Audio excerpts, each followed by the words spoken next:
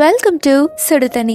இன்னைக்கு நம்ம வீடியோவில் ஒரு அட்டகாசமான கூட்டு ரெசிபி தான் பார்க்க போகிறோம். புடலங்காய் பொரிச்ச கூட்டு எப்படி பண்ணுறதுன்னு பார்க்கலாம். இதை நல்லா காரசாரமான குழம்பு பண்ணும்போது சேர்த்து பண்ணால் செம்ம சூப்பராக இருக்கும். இதோட இன்க்ரீடியன்ஸை நான் டிஸ்கிரிப்ஷன் பாக்ஸில் கொடுக்குறேன். இப்போ வாங்க சேர்ந்து சமைக்கலாம். ஃபர்ஸ்ட் இதுக்கு ஒரு மசாலா நம்ம ரெடி பண்ணிடலாம். அதுக்கு ஒரு பேனில் 1 டீஸ்பூன் பச்சரிசி, 1 டீஸ்பூன் உளுந்து, 1 டீஸ்பூன் மிளகு, 1 டீஸ்பூன் சீரகம், 1/2 டீஸ்பூன் எள்ளு, 4-5 வரமிளகாய், 1 கொத்து கருவேப்பிலை சேர்த்துக்கலாம். சேர்த்துட்டு இது நல்லா வறுத்துக்கலாம். அடுப்பை ஸ்லோ ஃப்ளேமில் வச்சுட்டு பொறுமையாக வறுத்து எடுத்துக்கலாம்.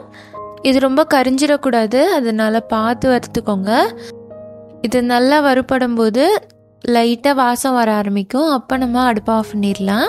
அது ஸ்லோவாக வறுத்தா தான் உங்களுக்கு அது எப்போ வருதுன்னு தெரியும், இல்லாட்டி டக்குன்னு நம்மளுக்கு கரிஞ்சு போயிடும்.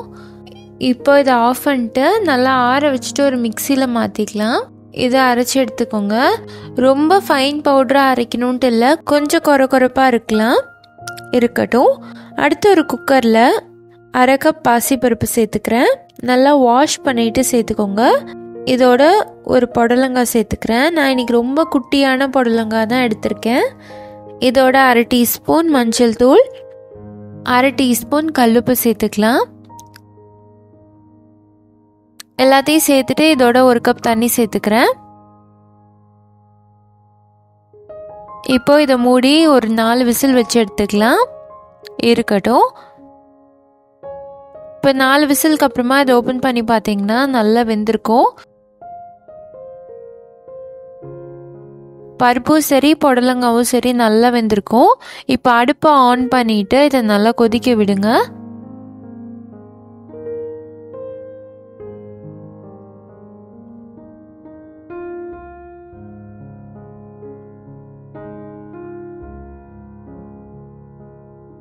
இது நல்லா கொதிச்சிட்டு இருக்கும் போதே நம்ம அரைச்சி வச்சிருக்க அந்த மசாலாவை இதில் சேர்த்துக்கலாம்.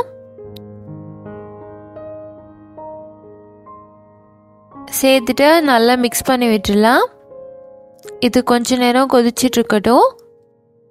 இந்த ஸ்டேஜில் நீங்கள் உப்பு செக் பண்ணிவிட்டு வேணும்னா கொஞ்சமாக சேர்த்துக்கலாம். இது இருக்கட்டும்.